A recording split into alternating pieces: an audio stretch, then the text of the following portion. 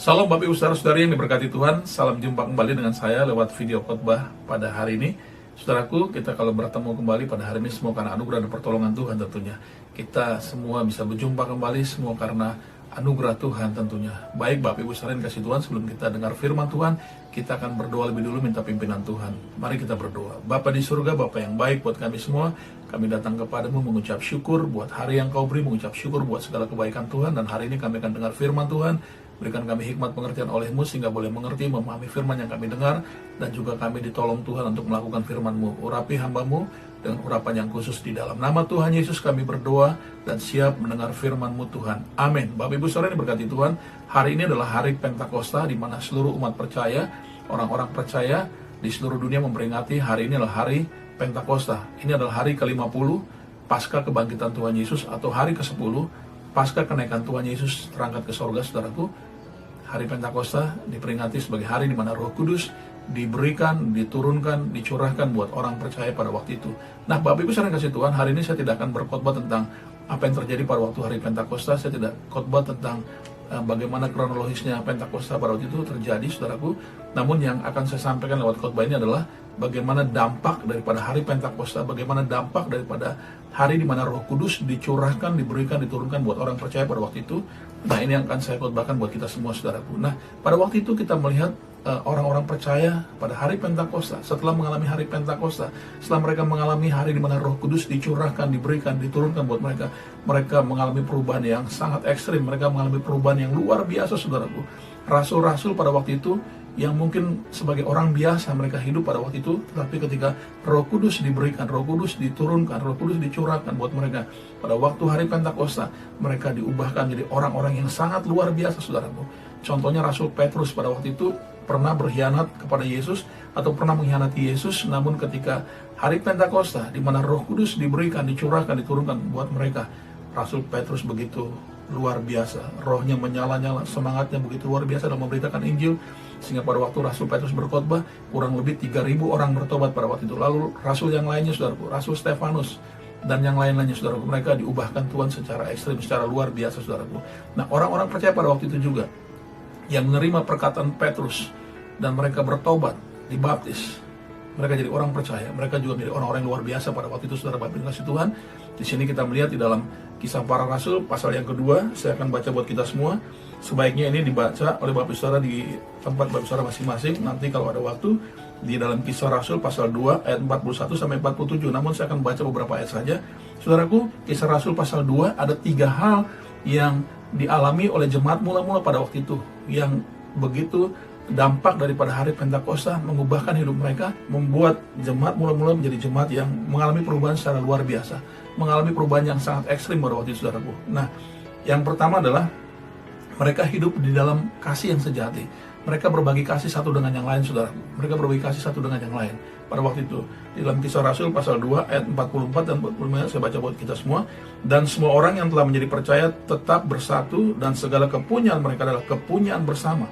Dan selalu ada dari mereka yang menjual harta miliknya, lalu membagi-bagikannya kepada semua orang sesuai dengan keperluan masing-masing. Saudaraku, jemaat mula-mula pada waktu itu, setelah mengalami dampak daripada hari Pentakosta, yang mereka terima dampaknya, mereka terima bagaimana rasul-rasul melayani mereka pada waktu itu, sehingga mereka menjadi jemaat yang luar biasa, jemaat yang betul-betul hidup dalam kasih Kristus yang sejati, saudaraku. Mereka berbagi kasih satu dengan yang lain, segala kepunyaan mereka, segala milik mereka, mereka bagi, saudaraku, satu dengan yang lain. Hidup berbagi kasih. Ini, saudaraku, ya, ini yang kita perlu belajar sebagai orang percaya di hari-hari saat ini, melewati pandemi COVID-19, di mana kita melihat ada banyak orang yang sedang sulit, sedang kesusahan, saudaraku. Kita yang berkelebihan, kita yang diberkati Tuhan, kita harus berbagi dengan mereka, saudaraku. Kita juga harus berbagi dengan mereka, saudaraku. Ya, ini berbagi kasih satu dengan yang lain yang dilakukan oleh jemaat mula-mula pada waktu itu. Ini adalah dampak daripada hari Pentakosta, ini adalah dampak daripada di mana Roh Kudus dicurahkan, diberikan, diturunkan buat orang percaya pada waktu itu, saudaraku. Dan ini membuat mereka hidup berbagi kasih satu dengan yang lain, saudaraku. Ya, satu dengan yang lain berbagi kasih. Ini hal yang pertama. Yang kedua, saudaraku, bagaimana jemaat mula-mula pada waktu diubahkan Tuhan, begitu menjadi jemaat yang luar biasa, saudaraku. Mereka tetap bersekutu dengan Tuhan dan dengan sesama. Ini hal yang kedua, saudaraku. Di ayat 45 dan 46 saya baca buat kita semua. Dan selalu ada Saudaraku, 46 dan 47 maksudnya, dengan bertekun dan dengan sehati mereka berkumpul tiap-tiap hari dalam bait Allah. Mereka memecahkan roti di rumah masing-masing secara bergilir dan makan bersama-sama dengan gembira dan dengan tulus hati. Saudaraku, mereka bersekutu kepada Tuhan dan sesamanya. Ini tetap dilakukan oleh mereka dalam keadaan situasi yang sulit seperti hari-hari ini, saudaraku. Mungkin hari-hari ini gereja sedang off, mungkin hari-hari ini gereja sedang tidak mengadakan kebaktian secara live ya di tempat atau di bangunan gedung gereja tersebut. Namun ada yang namanya ibadah live streaming atau secara online, saudaraku. Saudara itu bisa mengikuti itu dengan baik, tetap bersekutu lewat live streaming, lewat online di rumah masing-masing atau dengan keluarga terdekat saudara, anak-anak, orang tua, suami, istri, di rumah saudara tetap adakan persekutuan bersama dengan Tuhan dan dengan sesama, saudaraku. Ini yang dilakukan oleh jemaat mula-mula pada waktu itu. Mereka bersekutu tiap hari, malah mereka hidup dalam persekutuan dengan Tuhan dan dengan sesama secara luar biasa, saudaraku. Tiap-tiap hari bahkan mereka lakukan ini. Saudaraku, hari-hari ini juga di tengah situasi pandemi COVID-19, di tengah situasi keadaan yang sulit dan sukar, mari kita tetap bersekutu dengan Tuhan maupun dengan sesama, saudaraku. Jangan tinggalkan persekutuan kita dengan Tuhan dan dengan sesama, saudaraku. Walaupun gereja sedang off, tapi di rumah kita bisa lakukan dengan orang-orang terdekat. Tetap adakan persekutuan dengan Tuhan dan dengan sesama di rumah masing-masing, saudaraku. Ini yang kedua. Yang ketiga yang kita bisa belajar, bahwa mereka jemaat mula-mula menjadi saksi Tuhan yang luar biasa. Menjadi saksi Tuhan yang luar biasa, saudaraku. Mereka menjadi saksi Tuhan yang luar biasa. Di ayat 47, saya akan baca bagi kita semua, sambil memuji Allah, dan mereka disukai semua orang, dan tiap-tiap hari Tuhan menambah jumlah mereka dengan orang yang diselamatkan. Saudaraku, pada waktu itu jemaat mula-mula menampilkan gaya hidup seperti Kristus. Jemaat mula-mula menampilkan keteladanan hidup yang baik, saudaraku, sehingga orang lain yang melihat gaya hidup mereka, orang percaya, mereka diberkati dan mereka tertarik, mereka datang kepada Yesus dan mereka menjadi pengikut Yesus pada waktu itu, saudaraku.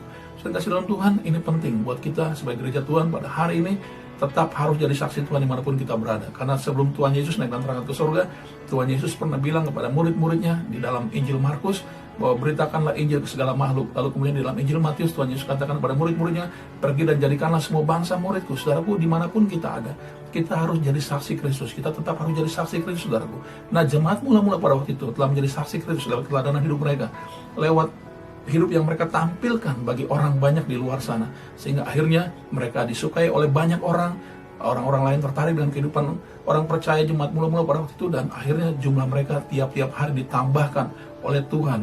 Ada banyak orang diselamatkan tiap-tiap hari pada waktu itu melalui kehidupan jemaat mula-mula, saudaraku, yang menampilkan gaya hidup seperti Kristus. Nah, saudaraku, kita juga harus jadi saksi Kristus dimanapun kita berada, dan ada banyak orang datang kepada Kristus melalui kehidupan kita, saudaraku. Saya percaya Tuhan Yesus pasti tolong kita. Mari kita berdoa. Bapa di surga, terima kasih buat firman yang kami dengar. Biarlah ketika Roh Kudus diberikan, dicurahkan, diturunkan buat kami semua orang percaya, kami boleh berbagi kasih satu dengan yang lain, Tuhan. Kami boleh mengalami perubahan hidup yang luar biasa, berbagi kasih dengan orang-orang yang membutuhkan, Tuhan. Dan Tuhan Yesus, kami juga boleh hidup dengan bersekutu satu dengan yang lain, dan juga dengan Tuhan setiap hari, setiap saat, dimanapun itu kami diberikan waktu oleh Tuhan. Kami boleh tetap memelihara persekutuan kami dengan Tuhan maupun dengan sesama, Tuhan. Dan juga kami diberikan kemampuan oleh Roh Kudus yang telah turun buat kami semua. Kami menjadi saksi Kristus yang efektif, kami menjadi saksi Kristus yang luar biasa, menampilkan gaya hidup seperti Kristus lewat kehidupan kami, keteladanan hidup yang kami bagikan buat orang banyak. Tuhan Yesus tolong kami semua, berkati kami semua. Dalam nama Yesus kami berdoa. Amin. Shalom, puji Tuhan, haleluya. Tuhan Yesus memberkati kita semua. Amin.